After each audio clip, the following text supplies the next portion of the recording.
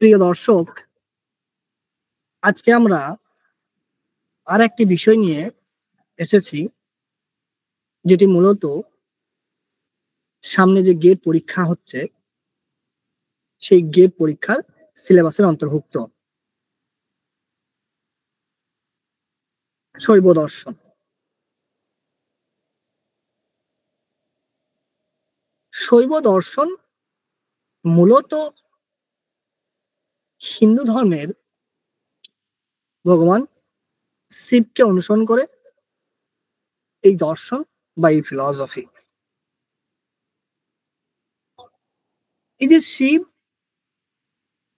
যাকে আমরা আরেক নামেও জানি রুদ্র, আমরা যজুর্বেদে এবং তৈত্তরীয় আরণ্যকে বিষয়ে উল্লেখ পেয়েছি। অর্থাৎ শিব সম্পর্কে আমরা বেদ উপনিষদেও এর ব্যাখ্যা বা শিব সম্পর্কে আলোচনা করা হয়েছে। যজুর্বেদে আমরা পাই না শত্রু রুদ্র। এছাড়াও তৈত্তরীয় আরণ্যকে আমরা পেয়ে থাকি, যেখানে তৈত্তরীয় আরণ্যকে বলা হচ্ছে যে সমস্ত জগৎ বা ইউনিভার্স রুদ্রের manifestation. The Taittiriya Arnab tell us that the whole universe is the manifestation of the Rudra. অর্থাৎ এই জগৎটি রুদ্রের ম্যানিফেস্টেশন। শিবকে সুপ্রিম বিং বলা হয়। এই শৈব দর্শনের অন্যতম একটি গ্রন্থ হচ্ছে আগম সূত্র। শৈব দর্শনের অন্যতম একটি গ্রন্থ হচ্ছে আগম সূত্র। শৈব দর্শন সম্পর্কে আমরা পাবো। এবং এই যে শিব, যাকে সুপ্রিম বিং বলা হচ্ছে, যাকে রুদ্র বলা হচ্ছে, এই শিব শব্দের আক্ষরিক অর্থ কি? শিব শব্দের আক্ষরিক অর্থ হচ্ছে কাইন্ড, দয়ালু। শিব শব্দের আক্ষরিক অর্থ হচ্ছে ফ্রেন্ডলি, বন্ধুত্বপূর্ণ। আমরা যখন অ্যাবসলিউটকে বর্ণনা করি তখন বলি সত্যম শিবম সুন্দরম। অ্যাবসলিউট হচ্ছে সত্য, অ্যাবসলিউট হচ্ছে শিব। শিব মানে হচ্ছে যে আমাদের বন্ধু, যাকে আমরা বিপদের সময় পাই, যে আমাদের সমস্যার সমাধান করে, সেরূপ একটি বন্ধু, দয়াপূর্ণ বন্ধু। এই শিব শব্দটি ঋগ্বেদে অনেক দেবতার বিশেষণ অর্থে ব্যবহৃত হয়েছে। এবং আমি অলরেডি বললাম যে তৈত্তরীয় বলাই হচ্ছে যে জগৎটাই হচ্ছে শিবের পরিণাম বা রুদ্রের পরিণাম। এখন এই শৈব দর্শনের 4টি ভাগ রয়েছে। মাধবাচার্য শৈব দর্শনের 4টি ভাগ করছেন। একটি হচ্ছে নাকুলেশা, পশুপাতা, 2 নম্বর হচ্ছে শিবা, 3 নম্বর হচ্ছে পত্যভিজ্ঞা, আর 4 নম্বর হচ্ছে রাসেশ্বর বা রাসেম্বর। 4টি ভাগ আমাদের মনে রাখতে হবে যে শৈব দর্শনের 4টি ভাগ কি কি এবং কে করেছেন ভাগ 4টি। যমুনাচার্য তার আগম প্রমাণে, অর্থাৎ যমুনার আগম প্রমাণে আমরা এই শৈব দর্শনের আরো 2টি ভাগ দেখতে পাই, কাপালিকা এবং কালমুখা। এবং শিব নামক যে ভাগটি আমরা পাই, শৈব দর্শনের যে শাখাটি পাই, সেই শিব নামক ভাগের আবার উপবিভাগ রয়েছে। যেরকম বিরাট শৈব বা শক্তি বিশিষ্টাদ্বৈত এবং শৈব সিদ্ধান্ত। বিরাট শৈব বা শক্তি বিশিষ্ট দ্বৈত এবং শৈব সিদ্ধান্ত। শৈব সিদ্ধান্তে আমরা 18টি আগম পেয়ে থাকি, অর্থাৎ 18টি আগম স্বীকার করা হয়। এবং আমরা এই শৈব সাধকের নাম পেয়ে থাকি, বিখ্যাত কয়েকটা শৈব সাধকের নাম আমাদেরকে জেনে রাখতে হবে পরীক্ষার জন্য। যেমন হচ্ছে শ্যামবন্দর, অপার এবং সুন্দরর। শ্যামবন্দর, অপার এবং সুন্দরর এরা হচ্ছেন শৈব সাধক, যাদের নাম মনে রাখতে হবে। এই যে অপার এবং সুন্দরার তাদের যে ভক্তিমূলক স্তবকগুলি রয়েছিল, সেই ভক্তিমূলক স্তবকগুলোকে কি নামে উল্লেখ করা হতো? না, এই অপার এবং সুন্দরার যে ভক্তিমূলক স্তবক ছিল সেগুলোকে বলা হতো ত্রিমুরারি। ত্রিমুরারি বলা হতো। এছাড়া আমাদেরকে কিছু জিনিস মনে রাখতে হবে যে এই শৈব সিদ্ধান্তের কিছু বেশ গ্রন্থ রয়েছে, বিখ্যাত কিছু গ্রন্থ রয়েছে তাদের লেখক, অর্থাৎ গ্রন্থ এবং লেখকের নাম আমাদেরকে মনে রাখতে হবে। যেমন এখানে দেওয়া আছে তিরুবাসাগম, মানিকা সাগরের লেখা, শিবজ্ঞান বোধম, মেঘকন্দের লেখা, শিবজ্ঞান সিদ্ধায়ার, অরুলানন্দীর লেখা। সেই গ্রন্থ এবং তার অথরের নামগুলি আমাদেরকে মনে রাখতে হবে। শৈব সিদ্ধান্তকে শুদ্ধ দ্বৈতবাদ, শুদ্ধ অদ্বৈতবাদ বলা হয়, আমি অলরেডি বললাম। তবে এই শুদ্ধ অদ্বৈতবাদ বল্লভের শুদ্ধ অদ্বৈতবাদের সঙ্গে সাদৃশ্যপূর্ণ নয়, এখানে পার্থক্য রয়েছে। বল্লভের যে শুদ্ধ অদ্বৈতবাদ, সেখানে আমরা ওইটাকে শুদ্ধ অদ্বৈতবাদ এই জন্য বলি কারণ বল্লভাচার্য বলেছেন যে যে পরম সত্তা সে মায়া থেকে free, which is free from the impurity of মায়া, মায়া থেকে ফ্রি। আর অদ্বৈত শব্দের অর্থ হচ্ছে নন ডুয়াল ব্রহ্মা। কিন্তু যখন শৈব সিদ্ধান্তে আমরা যাব, সেখানে দেখবো শুদ্ধ শব্দের অর্থ করা হচ্ছে আনকোয়ালিফাইড, এবং অদ্বৈত শব্দের অর্থ করা হচ্ছে দ্বৈত ডিভয়েড অফ ডুয়ালিটি। অর্থাৎ শুদ্ধ অদ্বৈতবাদ, বল্লভাচার্যের শুদ্ধ অদ্বৈতবাদ এবং শৈব সিদ্ধান্তের শুদ্ধ অদ্বৈতবাদ এক জিনিস নয়। বল্লভাচার্যের শুদ্ধ অদ্বৈতবাদ মানে হচ্ছে শুদ্ধ এই জন্যে যে সেখানে মায়া স্বীকার করা হয় না, আর অদ্বৈত মানে হচ্ছে সেটা ব্রহ্ম এক। আর এখানে শুদ্ধ মানে হচ্ছে তার কোনো বিশেষণ নেই, আনকোয়ালিফাইড। এবং অদ্বৈত মানে হচ্ছে সে দুই থেকে মুক্ত, তার দ্বিতীয় কেউ নেই। এই শৈব সিদ্ধান্তে আমরা দেখতে পাই যেখানে ম্যাটার এবং সোল দুটিকেই রিয়াল বলা হচ্ছে, অর্থাৎ ম্যাটার এবং সোল দুটিরই রিয়ালিটি স্বীকার করা হচ্ছে, দুটিরই রিয়ালিটি স্বীকার করা হচ্ছে। তবে এই যে ম্যাটার এবং সোলের সঙ্গে শিবের কিরূপ সম্বন্ধ, না বলা হচ্ছে শিবের সাথে ম্যাটার এবং সোল অর্থাৎ আত্মা এবং জড়ের অবিচ্ছেদ্য সম্বন্ধ।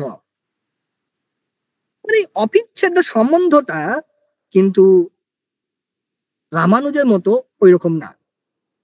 রামানুজ যেরকম ভাবে দেখিয়েছেন যে তার অপিতক সিদ্ধি সম্বন্ধের মাধ্যম দিয়ে যে matter and soul are the attributes of God, কিন্তু শৈব সিদ্ধান্তে এই ম্যাটার অ্যান্ড সোলের এইরূপ অর্থে স্বীকার করা হচ্ছে না।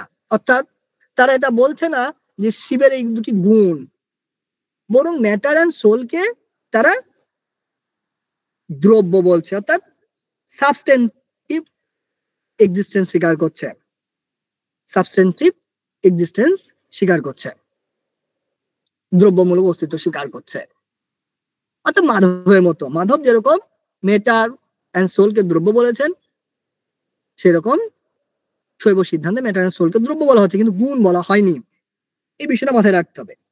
এবার এই যে শৈব সিদ্ধান্ত, এই শৈব সিদ্ধান্তের যে মেন ক্যারেক্টার শিব, অর্থাৎ মেন কনসেপ্ট শিব, সেই শিব অর্থাৎ যাকে সুপ্রিম রিয়ালিটি বলছি, সেই শিব সুপ্রিম রিয়ালিটিকে আমরা পতি বলি। পতি, পতি শব্দের দ্বারা বিশেষিত করা হচ্ছে,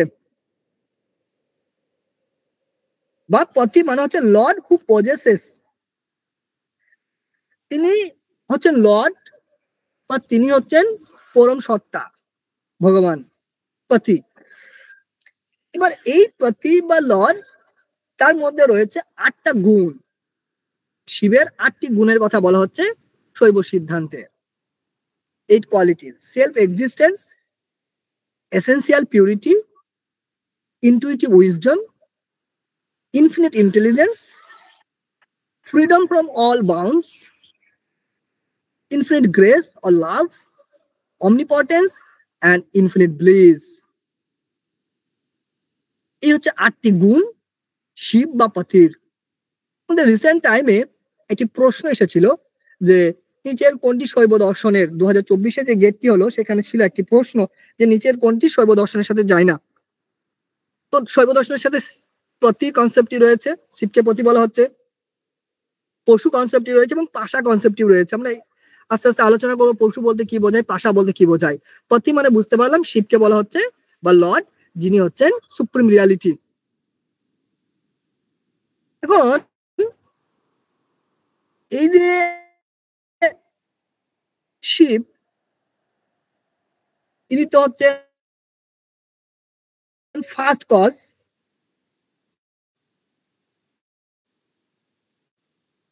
বা ultimate cause.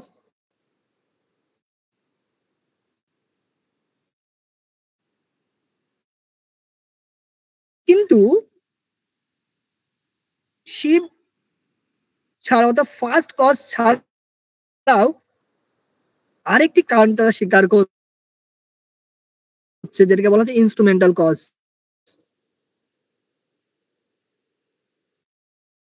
Instrumental cause, instrumental cause কে না শক্তি। ইনস্ট্রুমেন্টাল কজ জগতের, এটা জগৎ সৃষ্টি বিষয়ে 3 ইনস্ট্রুমেন্টাল কজ, যাকে আমরা শক্তি বলছি। আর একটা হচ্ছে ম্যাটেরিয়ালের মধ্যে কেমন রিলেশন শৈব সিদ্ধান্তে বা শৈব দর্শনে। The relation of Shiv and Shakti is that of identity বা আইডেন্টিটি সম্বন্ধ। তাদের মধ্যে রয়েছে তাদাত্ম্য সম্বন্ধ। শক্তি ইজ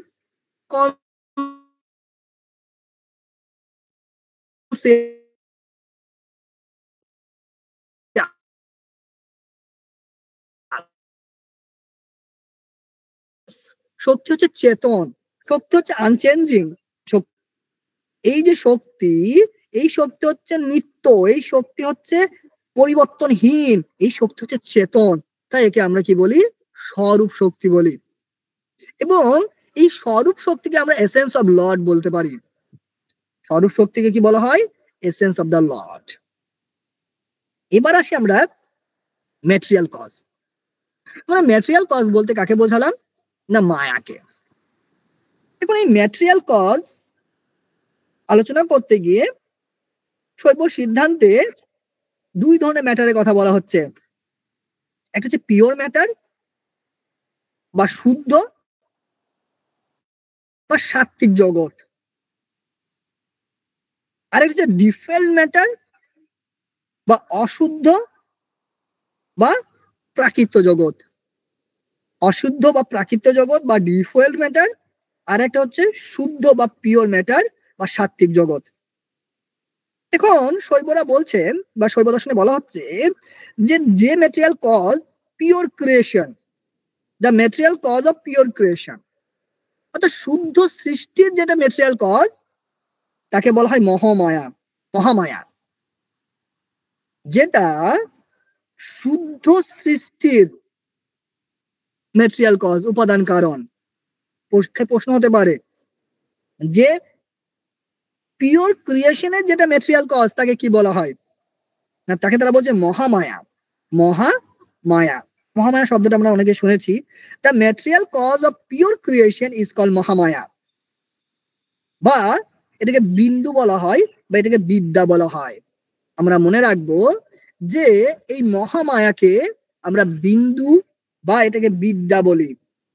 তাহলে যে সৃষ্টিটা শুদ্ধ সৃষ্টি, শুদ্ধ জগৎ বা সাত্ত্বিক জগৎ, তার যেটা ম্যাটেরিয়াল কজ তাকে বলা হয় মহামায়া, বা যাকে বিন্দু বলা হয় বা যাকে বলা হয় বিদ্যা। আর যেটা ইমপিওর অর্থাৎ ডিফেল্ড ক্রিয়েশন, তাকে আমরা বলি মায়া বা অশুদ্ধ বিন্দু। মায়া বা অশুদ্ধ বিন্দু। তাহলে যেটা শুদ্ধ সৃষ্টির কারণ সেই রূপ মেটেরিয়াল কজকে বলা হয় মহামায়া, আর যেটা অশুদ্ধ সৃষ্টির কারণ সেটাকে বলা হয় মায়া। একটাকে বলা হয় বিন্দু আর একটা বলা হয় অশুদ্ধ বিন্দু। কেমন? এগুলো আমাদেরকে মনে রাখতে হবে। যদিও মহামায়া এবং মায়া both are the material cause, কিন্তু পাওয়ার অফ লর্ড। এই মহামায়া এবং মায়া দুটোই কিন্তু ম্যাটেরিয়াল কজ এবং দুটোই কিন্তু লর্ডের শক্তি, ভগবানের শক্তি, এবং এদেরকে একত্রে বলা হয় পরিগ্রহ শক্তি। It is very important term. তাহলে কি বললাম যে মায়া এবং মহামায়া এই দুটোকে একত্রে বলা হয় পরিগ্রহ শক্তি। এই দুটোকে একত্রে বলা হয় পরিগ্রহ শক্তি। এটাও আমরা মাথায় রাখবো। তাহলে একদিকে পেলাম স্বরূপ শক্তি, যেটা আনচেঞ্জেবল, যেটা ইটারনাল এনার্জি, একটা কনসাস, আর এদিকে আরেকটা শক্তি পেলাম যেটা কিন্তু তোমার এই মায়া এবং মহামায়া, এদেরকে বলা হচ্ছে তোমার কি শক্তি না, এটাকে বলা হচ্ছে যে স্বরূপ শক্তি থেকে ডিফারেন্ট পরিগ্রহ শক্তি। তাহলে স্বরূপ শক্তি শক্তি ইন ইটসেলফ, আর পরিগ্রহ শক্তি হচ্ছে মায়া এবং মহামায়া। এই কনসেপ্টটা মাথায় রাখতে হবে। এবার এই যে পশু, আমি আগের দিন পাশু কি না, শৈব দর্শনে পাশু হচ্ছে ইন্ডিভিজুয়াল সোল। শৈব দর্শনে ইন্ডিভিজুয়াল সোলকে বলা হয় পাশু। ঠিক আছে? অর্থাৎ শৈব সিদ্ধান্তে ইন্ডিভিজুয়াল সোলকে পাশু বলা হয়েছে। কেন পাশু বলা হয়েছে বা পশু বলা হচ্ছে? কারণ বলা হচ্ছে যে জগতের অন্যান্য যে পশুগুলো রয়েছে, অ্যানিমেল গুলো রয়েছে, তাদের মতো ইন্ডিভিজুয়াল সোলও কি বন্ধনে আবদ্ধ। The individual soul are called pashu, for like cattle they are bound by the rope of avidya to this world. অবিদ্যার দ্বারা, বন্ধনের দ্বারা আমরা আবদ্ধ। যেরকম ভাবে একটা গবাদি পশু জগতে আমরা বেঁধে রাখি, সেরকম আমরাও কোথাও না কোথাও অবিদ্যার দ্বারা আবদ্ধ। সেই জন্য ইন্ডিভিজুয়াল সোলকে পাশু বলা হচ্ছে। আর ওই যে শৃঙ্খলার যে ওয়েতে আমরা কি হয় না বন্ধনে আবদ্ধ হয়, সেটাকে বলা হচ্ছে পাশা। এই তিনটে প্রশ্ন বলছে দেখতে পাচ্ছি, পাশা এবং পাশু। যে শৃঙ্খল গুলো আত্মাকে বন্ধনে আবদ্ধ করে তাকে বলা হয় পাশা। এবার এই শৃঙ্খল তিন ধরনের, একটা হচ্ছে অবিদ্যা, এটা হচ্ছে কর্ম, এবং একটা হচ্ছে মায়া। তাহলে তিনটে জিনিসের দ্বারা আমরা বন্ধনে আবদ্ধ হই, যেটাকে পাশা বলা হচ্ছে। সেই তিনটে জিনিস কি কি? অবিদ্যা, কর্ম এবং মায়া। অবিদ্যা, কর্ম এবং মায়া। ওকে, পাশা আর থ্রি ফোল্ডস, অবিদ্যা, কর্ম এবং মায়া। অবিদ্যা কি? শৈব দর্শনে বলা হচ্ছে অবিদ্যা হচ্ছে অনাদি, এবং অবিদ্যা প্রত্যেকটা বিষয়ের মধ্যে রয়েছে, প্রত্যেকটা বিংস এর মধ্যে রয়েছে। অবিদ্যা is on in all beings and beginningless. অবিদ্যা কি? এক, এবং সে সকল বিং এর মধ্যে রয়েছে, এবং সে হচ্ছে বিগিনিংলেস, অর্থাৎ সে অনাদি। কেমন? এবার এই যে বন্ধন হচ্ছে, সেটাকে তারা কি বলছে? সেটাকে তারা বলছে পশুত্ব। পশুত্ব বলছে। এই অবিদ্যাকে আরেকটা নামও দেওয়া হয়, সেটা হচ্ছে অনবমালা। শৈব দর্শনে অবিদ্যার আরেকটি নাম রয়েছে অনবমালা। এই ওয়ার্ড বা টেকনিক্যাল টার্ম গুলো কিন্তু আমাদের মনে রাখতে হবে পরীক্ষার জন্য। এটাকে বলা হচ্ছে অনবমালা। কেমন?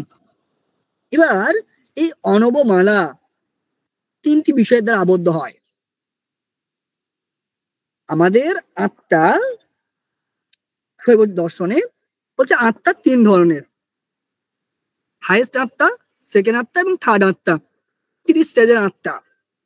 যেটা সব থেকে হাইয়েস্ট সোল, সেটা কার দ্বারা আবদ্ধ হয় না, বলছে অনবমালা। প্রশ্ন হতেই পারে যে হাইয়েস্ট সোল কার দ্বারা আবদ্ধ হয় না, হাইয়েস্ট সোল যে তোমার এর দ্বারা আবদ্ধ হয়, অবিদ্যা বা যার দ্বারা আবদ্ধ হয়, সেটাকে বলা হচ্ছে অনবমালা। আর সেকেন্ড যেটা, সেটা কার দ্বারা আবদ্ধ হয় না, বলছে কর্মমালা। এবং তৃতীয় যেটা, সেটা কার দ্বারা হয় না, মাইয়া।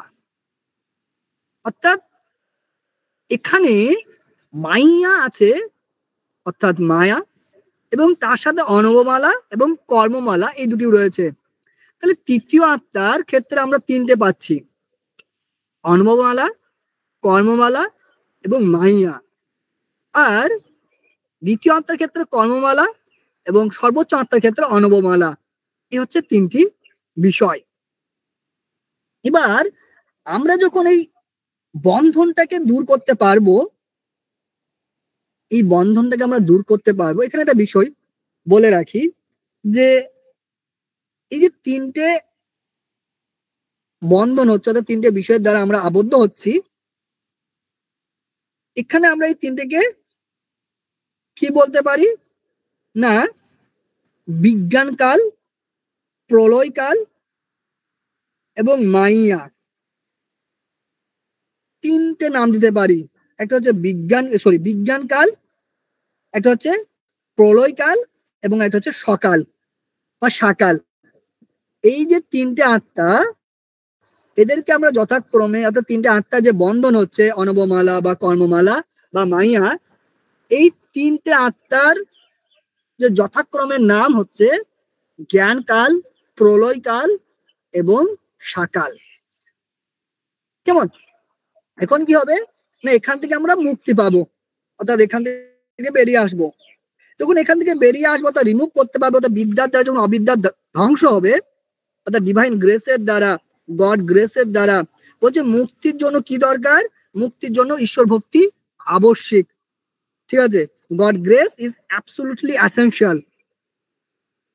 ঈশ্বরের ভক্তি বা ঈশ্বরের যে গ্রেস, যেটা সেটা যে আবশ্যিক মুক্তির জন্য।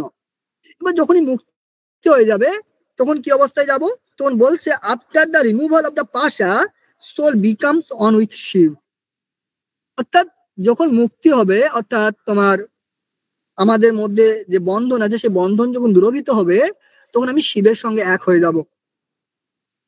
সেই জন্য শৈব সিদ্ধান্তে তোমার সাযুজ্য মুক্তি স্বীকার করা হয়েছে। শৈব সিদ্ধান্তে জীবন মুক্তিও স্বীকৃত। বলে রাখি যে শৈব সিদ্ধান্তে তোমার সাযুজ্য মুক্তি স্বীকৃত, শৈব সিদ্ধান্তে আমরা জীবন মুক্তিও দেখতে পাই, জীবন মুক্তিও স্বীকৃত। এখানে আরেকটি বিষয় বলে রাখি তোমাদের সুবিধার জন্য, যে এই যে অনবমালা, যেটাকে আমরা যখন পাশা বলছি, তখন সেটা কিন্তু তথস্থ। অনবমালা, অবিদ্যার যে অংশটাকে আমরা অনবমালা বলছি, যেটা আমাদেরকে বন্ধনে আবদ্ধ করছে, হাইট সোলকে, সেটা কিন্তু তথস্থ, অ্যাক্সিডেন্টাল, যেটাকে আমরা রিমুভ করতে পারি, অর্থাৎ ক্যান বি রিমুভ। কিন্তু অনবমালা ইন ইট সেলফ ইটার্নাল। এই পয়েন্টটা মাথায় রাখবে তোমরা, যে অনবমালা যখন সেটা আমাদেরকে বন্ধনে আবদ্ধ করছে, বা যেটাকে আমরা পাশা বলছি, আমাদের হাইয়েস্ট সোলটা যার দ্বারা আবদ্ধ হচ্ছে, সেটা কিন্তু তাৎক্ষণিক, সেটা আকস্মিক, তটস্থ। কিন্তু সে নিজ রূপে স্বরূপগত ভাবে অনবমালা কিন্তু নিত্য এবং শাশ্বত। তাহলে এই অনবমালা ইন ইটসেলফ ইটার্নাল। ওকে ওকে, এবার আমরা আরেকটা বিষয়ের দিকে যাব, কাশ্মীরি শৈবইজম। কাশ্মীরি শৈবইজম, যেটাকে আমরা বলি পত্তভিজ্ঞা সম্প্রদায় বা ত্রিকা সম্প্রদায় বা স্পন্দ সম্প্রদায়, এই নামগুলো মনে রাখবো। কাশ্মীরি শৈবইজমকে আমরা পত্তভিজ্ঞা সম্প্রদায় বলি, বা এটিকে আমরা ত্রিকা সম্প্রদায় বলি, এটিকে আমরা স্পন্দ সম্প্রদায় বলি।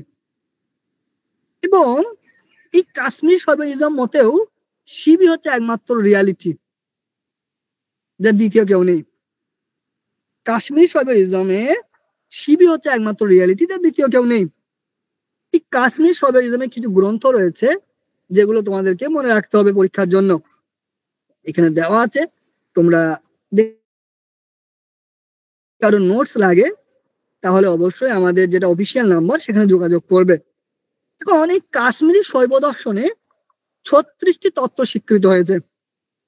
কতগুলি তত্ত্ব স্বীকৃত? 36টি তত্ত্ব স্বীকৃত। সেগুলি কি কি? পঞ্চশক্তি, যথা চিত, আনন্দ, ইচ্ছা, জ্ঞান এবং ক্রিয়া। এছাড়া রয়েছে মায়া, তাহলে 6 নম্বর হলো, অর্থাৎ 6টি হলো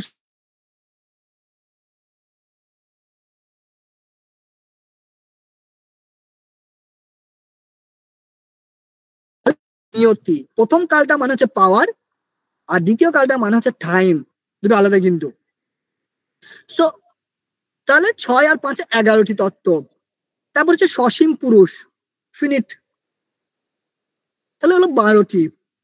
এরপর হচ্ছে ওই যে সাংখ্য দর্শনে দেখবে 23টি তত্ত্ব স্বীকৃত, অর্থাৎ প্রকৃতি থেকে উৎপন্ন মহৎ, বুদ্ধি, অহংকার, পঞ্চ জ্ঞানেন্দ্রিয়, পঞ্চ কর্মেন্দ্রিয়, মন, হ্যাঁ, পঞ্চ মহাভূত, পঞ্চ তন্মাত্র, এই সমস্ত কিছু মিলে টোটাল হচ্ছে 36টি তত্ত্ব। তাহলে আমরা পেলাম কাশ্মীর শৈব দর্শনে 36টি তত্ত্ব। এই কাশ্মীরি শৈব দর্শনে শিবকে বলা হচ্ছে যে শিব হচ্ছে ইমানেন্ট এবং শিব হচ্ছে ট্রান্সেন্ডেন্ট। তিনি জগতের অন্তর্বর্তী এবং জগতের বহির্বর্তীও বটে। এবং এখানে একটা বিষয় আমরা মনে রাখবো যে আমরা একটু আগেই কিন্তু শৈব সিদ্ধান্ত যখন পড়ছিলাম, সেখানে দেখলাম যে মায়াকে তারা ম্যাটেরিয়াল কজ বলছে, কিন্তু কাশ্মীরি শৈবরা মায়াকে কিন্তু ম্যাটেরিয়াল কজ বলছে না, এটা মনে রাখবো পরীক্ষার জন্য। তারা বলছে মায়া হচ্ছে প্রিন্সিপাল অফ ইলিউশন। মায়া কি? মায়া হচ্ছে একটা ভ্রমের নীতি, প্রিন্সিপাল অফ ইলিউশন। এবং তারা বলছে যে মায়া হচ্ছে শিবের শক্তি বিশেষ। মায়া কি না, সেটা শিবের শক্তি, যার মাধ্যম দিয়ে শিব নিজেকে বহু রূপে প্রতিষ্ঠা করে। অর্থাৎ শিবের যে বহু রূপ আমরা পাই, কার মাধ্যম দিয়ে পাই না, তোমার মায়ার মাধ্যম দিয়ে পাই। অর্থাৎ মায়ার মাধ্যম দিয়ে শিব নিজেকে বহু রূপে প্রতিষ্ঠা করেছেন। এবং কাশ্মীরি শৈবরা বলে যে apart from Shiva the world is not different from the Shiva. Shiva থেকে আমরা অলকে ডিফার করতে পারবো না, এবং সোলকে আমরা সোল বলতে পারবো না। তো শিবই হচ্ছে সোল, শিবই হচ্ছে ওয়ার্ল্ড। এবং কাশ্মীর শৈব দর্শনে আমরা দেখতে পাই সেখানে তত্ত্বমসী মহাবাক্যকে স্বীকার করা হচ্ছে এবং বলা হচ্ছে যে মুক্ত আত্মা শিবের সঙ্গে এক হয়ে যায় এবং সে একত্র হয়ে তার সমস্ত যে মিস্টিক প্লেজার বা আনন্দ, রহস্যময় আনন্দ, সেগুলি ভোগ করে। এবং কাশ্মীরি শৈবতেও আমরা দেখা যায় যে এরা শৈব সিদ্ধান্তের মতো জীবন মুক্তি স্বীকার করছে। অর্থাৎ কাশ্মীরি শৈবতে তোমার জীবন মুক্তি স্বীকৃত। সো এই হলো কাশ্মীরি শৈবিজম এবং শৈব সিদ্ধান্ত। আরেকটা স্কুল রয়েছে যেটাকে আমরা বলি শক্ত স্কুল বা শক্ত সম্প্রদায়। এটি আলোচনা আজকে করছি না, এটি অন্য কোনো একটি ক্লাসে আলোচনা করব, ঠিক আছে? এটা অতটাই গুরুত্বপূর্ণ না, কিন্তু দেখে রাখতে পারো। এই শক্ত স্কুল মূলত মনে রাখবে যেটা শক্তির উপাসনা করে। শক্ত সম্প্রদায় যারা, তারা শক্তির উপাসনা করে, যে শক্তি থেকে শক্ত, অর্থাৎ শক্তির যারা উপাসনা করে তাদেরকে আমরা বলি শক্ত স্কুল। এবং এখানে উমা বা আমরা যাকে তোমার দেবী, চণ্ডী, চামুন্ডা, দুর্গা, মহামায়া, এই সমস্ত নাম দিই। সেই উমা হচ্ছে great mother of the universe বলা হচ্ছে। এবং শক্তিকে বলা হচ্ছে power of existence, power of knowledge, power of bliss, power of Brahma. অর্থাৎ শক্তি তোমার ব্রহ্মের সঙ্গে অবিচ্ছেদ্য, এবং সে হচ্ছে এক প্রকার আনন্দ, সে হচ্ছে এক প্রকার জ্ঞান, এবং সে হচ্ছে এক প্রকার এক্সিস্টেন্স। কেমন? তো এই যে তোমার শক্ত স্কুল, এরাও জীবন মুক্তি স্বীকার করেছেন। এরাও বলে যে মুক্তি বলতে পরম আনন্দে বিলীন হয়ে যাওয়া। এরা বলে যে দেখো মায়া যেটা শক্তি, পাওয়ার অফ মায়া, শক্তি কি না মায়ার পাওয়ার, যেটাকে আমরা ডিটারমাইন করতে পারি। শক্তি হচ্ছে মায়ার পাওয়ার, যেটাকে আমরা ডিটারমাইন করতে পারি। যেমন তার গুণগুলো হচ্ছে ইচ্ছা, জ্ঞান, কর্ম। কিন্তু শিব হচ্ছে ইনডিটারমিনেট, শিব হচ্ছে ইনডিটারমিনেট। এবং এরা বলে, অর্থাৎ তোমার শক্ত স্কুলরা বলে, যখন শিব শক্তির সঙ্গে একত্রিত হয় তখনই সৃষ্টি হয়। শিব যখন শক্তির সঙ্গে একত্রিত হয় তখনই সৃষ্টি হয়। এবং তারা বলছে যে শক্তি is the life of Shiva, শক্তি হচ্ছে শিবের জীবন। কেন? Because he is his wife, কারণ শক্তি হচ্ছে শিবের ওয়াইফ, স্ত্রী। কারণ এই যে শক্তি বলতে আমরা চণ্ডী বা দুর্গা বা চামুন্ডা বা উমাকে বুঝছি, যে দুর্গা হচ্ছে শিবের স্ত্রী। কেমন? সো আজকের এই ছিল আলোচনা আমাদের শৈব দর্শন নিয়ে, যেটি গেটের জন্য খুবই গুরুত্বপূর্ণ একটি বিষয়। আশা করছি তোমাদের ক্লাসটি ভালো লেগেছে, এবং ভালো লেগে থাকলে অবশ্যই আমাদের এই ক্লাসটি লাইক করবে, শেয়ার করবে এবং কমেন্ট করবে। আর আমাদের চ্যানেলটি যদি এখনো সাবস্ক্রাইব করে না থাকো, তাহলে অবশ্যই চ্যানেলটি সাবস্ক্রাইব করে রাখবে। আমরা